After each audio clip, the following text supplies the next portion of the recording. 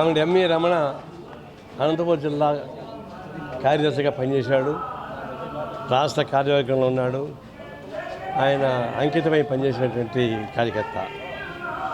అనంతపురం జిల్లాలో కళ్యాణదుర్గంలో ఆయన చేసేట ఉద్యమం మర్చిపోలేము. ఆయన మాకు సన్నిహితుడు, పార్టీగా వ్యక్తిగతంగా మాకు సన్నిహితుడు. ఆయన నివాళులు అర్పించడానికి ఇక్కడికి వచ్చాను. ఇప్పుడు రమణ లాంటి వాళ్ళు తగ్గిపోతున్నారు. ఆ సాంప్రదాయం ఉన్న గుణగణాలు, యాక్టివిటీస్ చూసినప్పుడు సమాజంలో చాలా తేడా వస్తూ ఉంది. సో కమ్యూనిస్ట్ పరంగా తేడా వస్తుంది. ఇవన్నింటిని దృష్టిలో పెట్టుకున్నప్పుడు ఆయన జీవితాన్ని ఆదర్శంగా తీసుకొని ఈ సమాజానికి ఉపయోగపడే పనులు చేయాలని చెప్పేసి అని కమ్యూనిస్ట్ ఉద్యమాన్ని బలోపేతం చేయాలని చెప్పేసి మేము కోరుతున్నాం. ఇప్పుడు రాజకీయాలు ఎట్లా వస్తున్నాయంటే కేవలం కార్పొరేట్ డిక్టేట్స్లో రాజకీయాలు వస్తూ ఉన్నాయి. సకల ఆర్థిక వ్యవస్థని కంట్రోల్ చేసే శక్తి సెబీకి ఉంటుంది. చాలా శక్తివంతమైంది సెబీ, ఎవరైనా చేయలేబట్టే శక్తి ఉంటుంది. అలాంటి సెబీ చైర్మన్ అదాని జేబులో ఉంది. అదానికి కార్పొరేట్ కంపెనీకి అంత సంబంధాలు ఉన్నాయి. ఇంకా అదాని ఎవరు? ఈ భారతదేశ ఆర్థిక వ్యవస్థతో కొల్లగొట్టేటువంటి ఒక ఆర్థిక మాఫియా. ఆర్థిక మాఫియాకి కవచకుండలాగా పనిచేస్తున్నారు. ఇనప చట్టంలాగా మోడీకి కాపలా కాస్తున్నారు. కాబట్టి ఈ వ్యవస్థ, ఆర్థిక వ్యవస్థ, అవినీతి వ్యవస్థ అది ఎక్కడ దాకా పోయిందంటే మోడీ లాంటి వాళ్ళు ఇనప కవచంలాగా అవినీతి పనులు కాబడతా ఉంటే వాళ్ళు అంగాలను మొత్తం నాశనం చేస్తున్నారు.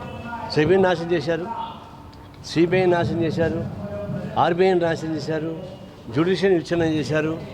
మరి ప్రెసిడెంట్ ఆఫ్ ఇండియా అయితే ఉత్సవకరం అయిపోయింది. కాబట్టి ఇలాంటి విచ్ఛిన్నకర కార్యక్రమాలు పెరిగేటువంటి తరంలో భారతదేశానికి ప్రజాస్వామ్యం ప్రమాణం పడిపోయింది. కాబట్టి దీనికి వ్యతిరేకంగా నిలబడాల్సిన పరిస్థితి. ఇప్పుడు వాళ్ళు ఏం చేస్తారంటే కక్ష సాధించారు. గవర్నెన్స్ ఉపయోగించుకొని ఏ రాష్ట్రం అయితే వాళ్ళని విభేదిస్తుందో కేంద్ర ప్రభుత్వాన్ని వాటిపైన దాడులు చేస్తున్నారు. ఇప్పుడు కేరళ మొదటి నుంచి బీజేపీ వ్యతిరేకమే. కానీ కేరళలో గవర్నర్ ద్వారా అనేక రకాల ఇబ్బంది పెడతారు. నేను సుప్రీంకోర్టుకి చెప్పుకోవాల్సి వచ్చింది. ఇంపార్టెంట్ బిల్లుని ఆపేస్తే ఎన్నికైన ప్రభుత్వం ఏం చేయాలని చెప్పేసి. తమిళనాడు వాళ్ళకి వ్యతిరేకం కాబట్టి తమిళనాడు వాళ్ళకి గవర్నర్ ఉంటాడు, పశ్చిమ బెంగాల్ వాళ్ళకి గవర్నర్ ఉంటాడు, ఢిల్లీలో ఆమ్ ఆద్మీ పార్టీ వ్యతిరేకం కాబట్టి ఢిల్లీలో కూడా వాళ్ళ లెఫ్టినెంట్ గవర్నమెంట్ ఉంటాడు. వాళ్ళు ఏం చెప్తే అది చేయాల్సి వస్తాం. ఇప్పుడు లేటెస్ట్గా కర్ణాటకలో గవర్నరు ముఖ్యమంత్రి పైన నోటీస్ ఇచ్చాడు. అంటే ఎలక్టెడ్ గవర్నమెంట్స్ ఏమవుతాయని ప్రజల చేత ఎన్నుకోబడిన ముఖ్యమంత్రికి ఇబ్బంది పెడుతూ గవర్నర్ని ద్వారా పరిపాలించారంటే ఇది ఇంతకన్నా మించి ఘోరం ఇంకోవట్లేదు అని దీన్ని మేము తీవ్రంగా ఖండిస్తాం. ఇప్పుడు సిద్ధరామయ్య కూడా నేను గమనించాను, నాకు చూశాను. ఆయన మైసూర్ అర్బన్ డెవలప్మెంట్ బోర్డులో భూమిపైన ఆయన కేసు పెడుతున్నారు. నేను తెలుసుకున్నది ఏంటంటే వీళ్ళ భూమిని అక్వైర్ చేశారు. ల్యాండ్ టు ల్యాండ్ పాలసీ ఇంకొక ల్యాండ్ ఇచ్చారు. Land to land policy Amaravati చేసిందంటే Chandrababu Naidu land to land policy కదా. అంతకుముందు రాజశేఖర్ రింగ్ రోడ్స్ వేశాడు, ల్యాండ్ టు ల్యాండ్ పాలసీ ఇచ్చాడు. మేము ఒకసారి తెలంగాణలో కూడా ఫైట్ చేసాం ఫార్మా కంపెనీ కాదు, వాళ్ళు ల్యాండ్ టు ల్యాండ్ ఇచ్చారు. అట్లా ఇది కూడా ల్యాండ్ టు ల్యాండ్ ఇచ్చారు. దీనికి భూతత్వం పెట్టి చూసి ప్రభుత్వం వ్యతిరేకం ఉంది కాబట్టి అతను జైల్లో పెట్టాలని చెప్పి గవర్నమెంట్ సిఫార్సు చేస్తున్నారు. దానికి కేంద్ర ప్రభుత్వం సపోర్ట్ చేస్తుంది. ఇలాంటి దొడ్డిదారిని పరిపాలించేది వస్తూ ఉన్నాయి. వాళ్ళకి అనుకూలంగా రాష్ట్రాలేమో ఎంత డకాయిట్లో పనిచేసినా కూడా ఏమి కాదు. వాళ్ళకి వ్యతిరేకంగా రాష్ట్రాలు ఏం చేసినా చీమ చుట్టుకొని దాడులు చేస్తూ ఉన్నారు. ఇది చాలా ప్రమాదమైంది. ఇప్పుడు మన రాష్ట్రాలకు వస్తే ఇక్కడ అపోజిషన్ లేదు. ఇక్కడ అంతా వాళ్ళే, డబల్ ఇంజిన్ ఇది. అపోజిషన్ నాయకుడు మోడీ కాళ్ళ పడి ఉన్నాడు, గెలిచిన నాయకుడు మోడీ కాళ్ళ పడి ఉన్నాడు. అది శ్రీకృష్ణుడు నిద్రపోతుంటే దుర్యోధనుడు పక్కన అర్జునుడు పక్క కూర్చున్నారు. ఇది తెలుసు కదా మీకు. ఆ ప్రకారం తలకాడ ఒకటి కాళ్ళకాడ కూర్చుంటారు. అపోజిషన్ లేదు. చేసినప్పుడు ఈ రాష్ట్రానికి అభివృద్ధి చెందుతుందంటే ఇప్పుడు కూడా రాష్ట్రానికి సంబంధించి అడుక్కుంటున్నారు తప్పితే ఈయన పైన ఆధారపడిన కేంద్ర ప్రభుత్వం ఉంటే నిలబెట్టి అడగాల్సింది పోయి తమలపాకుతో మంత్రిస్తున్నది పోయి. ఏం ప్రత్యేక హోదా గురించి ఎందుకు మాట్లాడు? ప్యాకేజ్ నీకెందుకు? ప్యాకేజ్ దొంగలకు కావాలా? ప్రత్యేక హోదా జనానికి కావాలా? ప్రత్యేక హోదా ఎందుకు మాట్లాడు? అది మాట్లాడడం లేదు. అదేవిధంగా విభజన చట్టంలో మనకు అనేక ఉన్నాయి రావాల్సి, దానికి ఎందుకు ఫైట్ చేయడం లేదు? కడప స్టీల్ ప్లాంట్ ఎందుకు పని చేయడు? అటు తెలంగాణలో అంతే, టీఆర్ఎస్ వాళ్ళు అదే పని చేశారు ఇప్పటిదాకా. దీన్ని బట్టి రాష్ట్రాలలో ఉన్నటువంటి వాళ్ళని బెదిరించి బ్లాక్మెయిల్ చేయించి వాళ్ళ కేసులు ఉంటే కేసులు పట్టించుకొని ఇబ్బంది పెట్టేటువంటి పరిస్థితి వస్తాను. ఇప్పుడు కేసీఆర్ ఎంత కొంపలు ముంచాడు? ఏం పెట్టు, వేల కోట్ల రూపాయలు అవినీతి పనులు ఉంటే వాళ్ళు బెయిల్ పైన ఉన్నారు. 10 ఏళ్లుగా బెయిల్ పైన ఉన్న వ్యక్తి ఉన్నాడు. 45,000 కోట్ల రూపాయల అవినీతికి 13 కేసులు ఉన్నవాళ్ళు. కానీ కేజ్రీవాల్ పైన 100 కోట్ల రూపాయలకి లెక్క స్కామ్, అది ఆయన సంబంధం లేదు, కేసీఆర్ కూతురు సంబంధం. ఆమె ముఖ్యమంత్రి కూడా ఆయన కంటగట్టాడు, ఆయన జైల్లో పెడుతున్నారు. ఇట్లాంటి ఖచ్చితాదింపు చర్యలు తప్పితే ఒకటి లేదు. దీనికి ప్రత్యేకంగా దేశవ్యాప్తంగా టు సేవ్ ది కాన్స్టిట్యూషన్, రాజ్యాన్ని కాపాడమని చెప్పేసి మేము కోరుతున్నాము. ఇప్పుడు ఇవి వస్తున్నాయి, 1వ తేదీ నుంచి 7వ తేదీ వరకు దేశవ్యాప్తంగా అధికారులకు వ్యతిరేకంగా ఫైట్ చేస్తున్నారు పడుతుంది. ఇంకొక మాట చెప్పాలా, అది తెలంగాణ అయినా మీరు చూసుకోవాలి. తెలంగాణలో ఉన్నటువంటి టీఆర్ఎస్, కాంగ్రెస్ పార్టీ, టీఆర్ఎస్ ఏముంటుందంటే టీఆర్ఎస్ వాళ్ళు బీజేపీ చేరిపోతారు, కేసీఆర్కి ముందు అందరికి పదవులు ఇస్తారని చెప్పేసి కాంగ్రెస్ వాళ్ళు ప్రకటిస్తున్నారు. బీజేపీ వాళ్ళు ఏమంటున్నారు, కాంగ్రెస్ పోయి టీఆర్ఎస్ వాళ్ళు ఏమంటారంటే కాంగ్రెస్ పోయి బీజేపీ చేస్తున్నారు వాళ్ళు అంటున్నారు. అంటే ఏ పార్టీకి ఆ పార్టీ ఎట్టబోతుందని ఇంకో వీళ్ళు జోస్యం చెప్తున్నారు.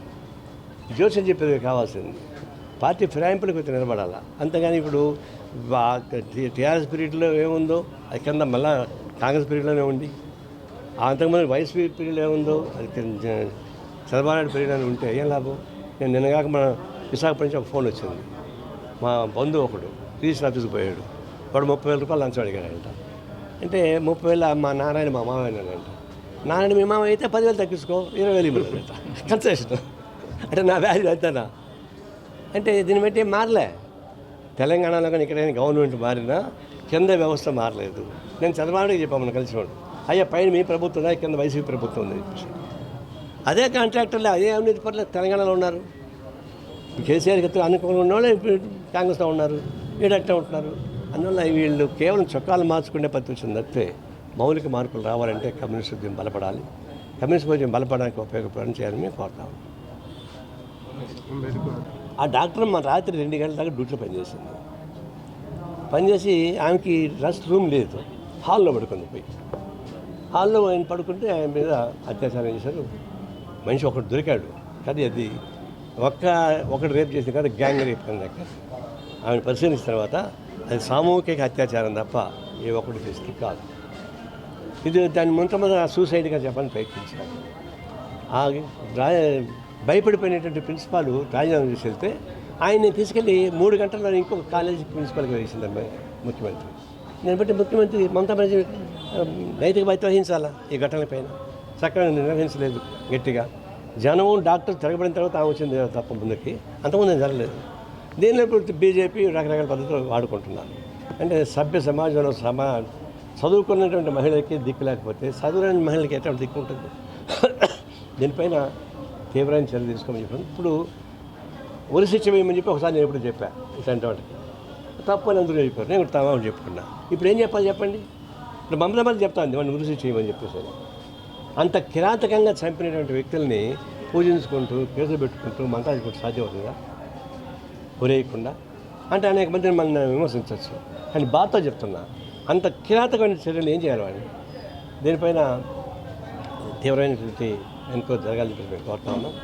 అది సిబిఐకి ఇవ్వాలి తప్ప ఎంక్వైరీ సాధ్యం కాదు. అందువల్ల సిబిఐకి ఇచ్చి దేశం మొత్తం మీద కూడా ప్రజల యొక్క ఉద్యమం బలోపేతమై మహిళలను రక్షించే దశగా పోవాలని కోరుతున్నాం. అట్లాగే సిబిఐ పైన కూడా మేము స్పెసిఫిక్గా చెప్పినట్టే అది జాయింట్ పార్లమెంటరీ కమిటీకి అప్పగించి దాని దగ్గర పద్ధతి చేయాలి తప్ప లేకపోతే సాధ్యం కాదు. వక్తు భూమిని కూడా అదేవిధంగా ఒక మతం పేరుతో దాన్ని ఇబ్బంది పెట్టాలని ట్రై చేస్తున్నారు. మన కాన్స్టిట్యూషన్ చట్టం ప్రకారం కూడా ఉండాలంటే దాన్ని కూడా జాయింట్ పార్లమెంటరీ కమిటీ మీటింగ్ ఏమి కోరుతాము.